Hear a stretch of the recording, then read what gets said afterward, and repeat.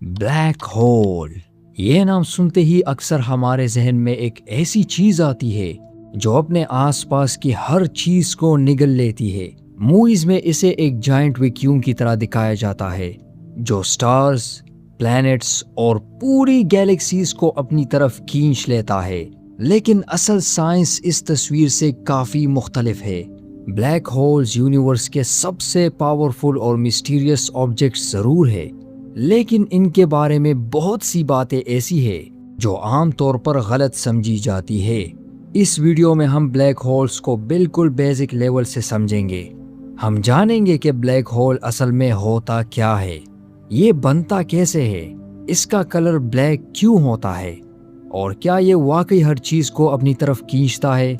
Video के and तक black hole आपके लिए सिर्फ एक साइंस फिक्शन ऑब्जेक्ट नहीं बल्कि यूनिवर्स की सबसे अजीब व गरीब रियलिटीज में से एक होगा।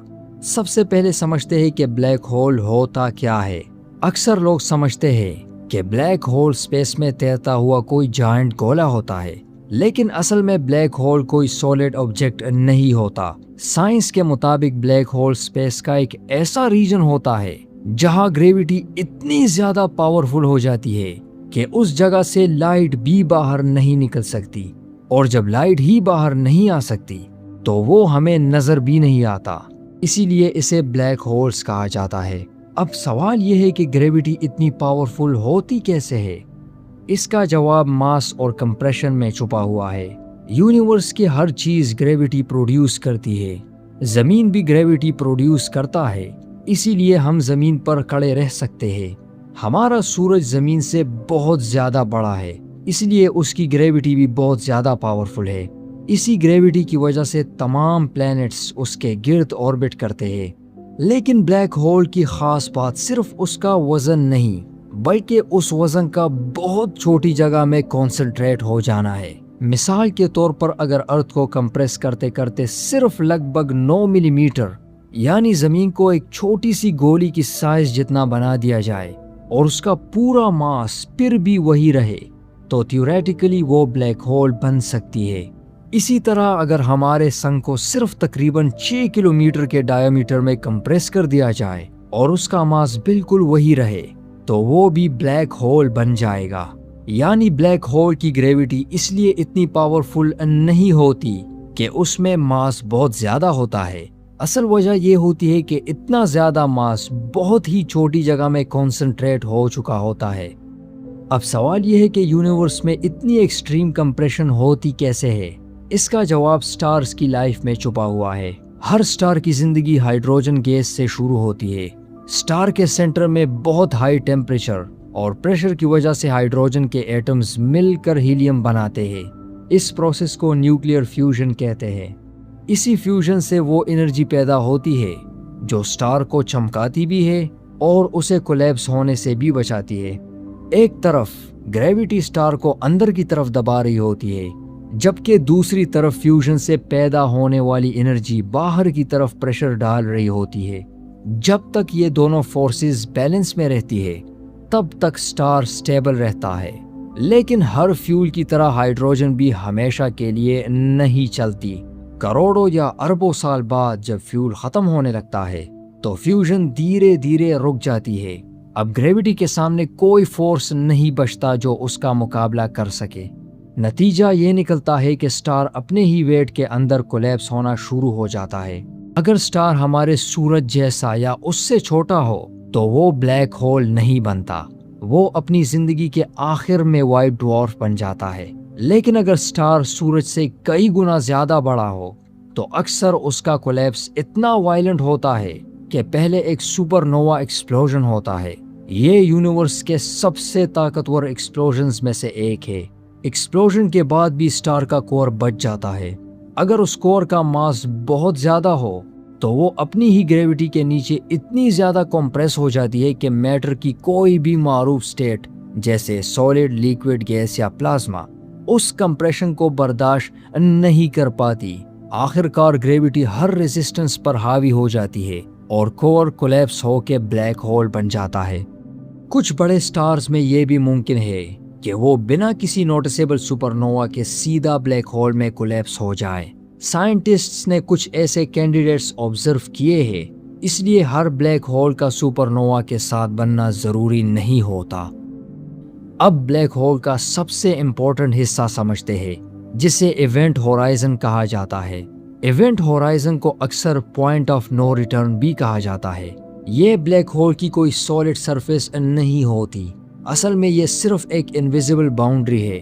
جب تک کوئی آبجیکٹ اس باؤنڈری کے باہر ہے، تھیوریٹیکلی اس کے پاس اسکیپ کرنے کا چانس ہوتا ہے، لیکن جیسے ہی وہ ایونٹ ہورائزن کراس کر لیتا ہے، ہماری کرنٹ انڈرسٹینڈنگ کے مطابق پھر نہ کوئی چیز اور نہ ہی لائٹ واپس باہر آ سکتی ہے۔ اسی وجہ سے بلیک ہول ہمیشہ ڈارک نظر آتا ہے۔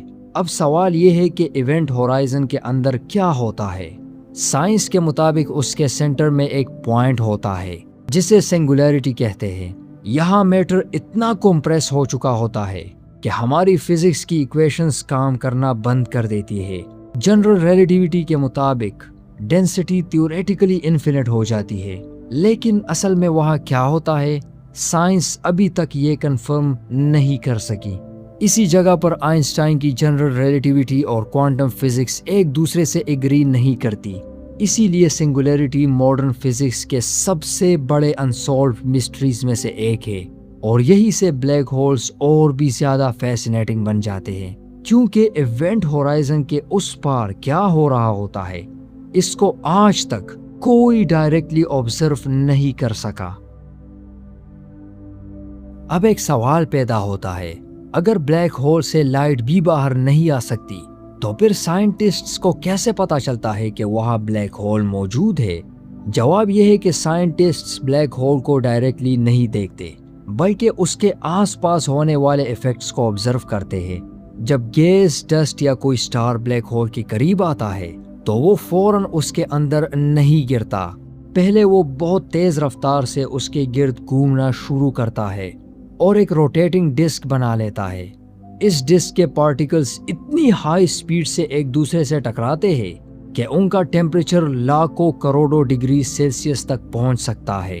اتنی شدید ہیٹ کی وجہ سے یہ میٹر ایکس ریز اور دوسری ہائی انرجی ریڈیشن ایمٹ کرتا ہے، یعنی بلیک ہول بالکل ڈارک ہوتا ہے، لیکن اس کے آس پاس کا مٹیریل اتنا برائٹ ہو سکتا ہے کہ سائنٹسٹس اس کی موومنٹ اور ریڈیشن کو آبزرو کر کے بلیک ہول کی پریزنس کا اندازہ لگا لیتے ہیں۔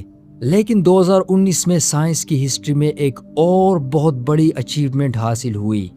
سائنٹسٹس نے پہلی بار ایک بلیک ہول کا سایہ اور اس کے آس پاس کے گلوئنگ گیس کی امیج ریلیز کی۔ یہ امیج گیلیکسی M87 کے سینٹر میں موجود ایک سپر میسو بلیک ہول کی تھی۔ یہ تصویر عام کیمرہ سے نہیں لی گئی تھی، اس کے لیے دنیا بھر میں موجود کئی ریڈیو ٹیلیسکوپس کو ملا کر ارتھ جتنا بڑا ورچوئل ٹیلیسکوپ تیار کیا گیا، پھر ان تمام آبزرویشنز کو کمبائن کر کے یہ ہسٹورک امیج بنائی گئی۔ یہ اچیومنٹ صرف ایک امیج نہیں تھی، بلکہ آئنسٹائن کی جنرل ریلیٹیوٹی کے لیے ایک بہت سٹرونگ کنفرمیشن بھی تھی۔ اب ایک اور مسکنسیپشن کو کلیئر کرتے ہیں۔ اکثر کہا جاتا ہے کہ بلیک ہولز اپنے آس پاس کی ہر چیز کو کھینچ لیتی ہے۔ یہ بات پوری طرح صحیح نہیں ہے۔ اگر کسی طرح ہمارے سورج کی جگہ بنا اس کا ماس بدلے ایک بلیک ہول آ جائے تو وہ زمین کو اچانک نہیں کھا سکتا۔ ارتھ کی آربٹ لگ بھگ وہی رہے گی، کیونکہ گریوٹی صرف ماس اور ڈسٹنس پر ڈیپینڈ کرتی ہے۔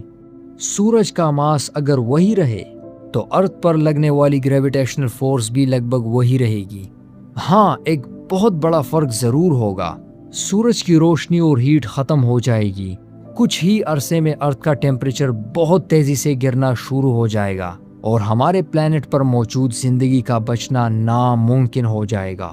یعنی ارتھ گریوٹی کی وجہ سے نہیں، بلکہ انرجی کے سورس کے ختم ہونے کی وجہ سے تباہ ہوگی۔ اب سب سے اہم سوال، اگر کوئی انسان بلیک ہول کی طرف جائے تو اس کے ساتھ کیا ہوگا؟ اس کا جواب بلیک ہول کے سائز پر ڈیپینڈ کرتا ہے۔ جب آپ بلیک ہول کے قریب پہنچتے ہیں تو آپ کے پیر اس کے سینٹر کے زیادہ قریب ہوتے ہیں، جبکہ سر تھوڑا دور ہوتا ہے۔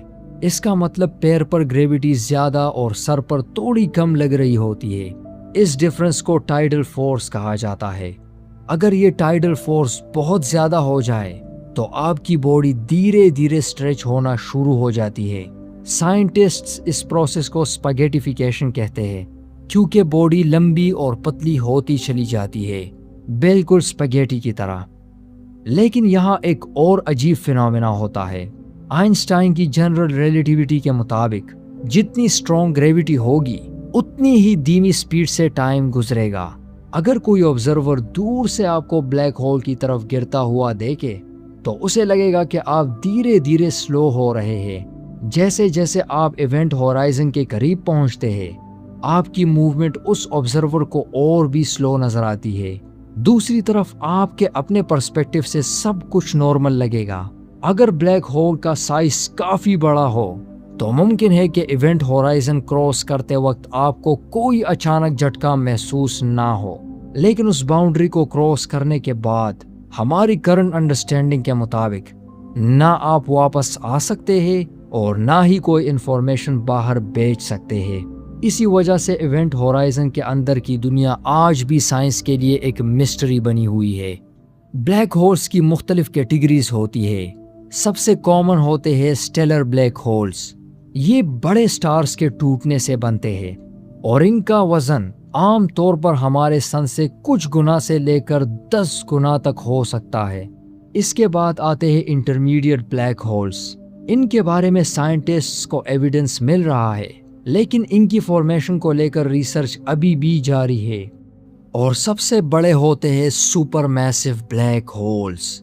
ان کا ماس ہمارے سن سے لاکھوں، کروڑوں اور کبھی کبھی اربوں گنا زیادہ ہوتا ہے۔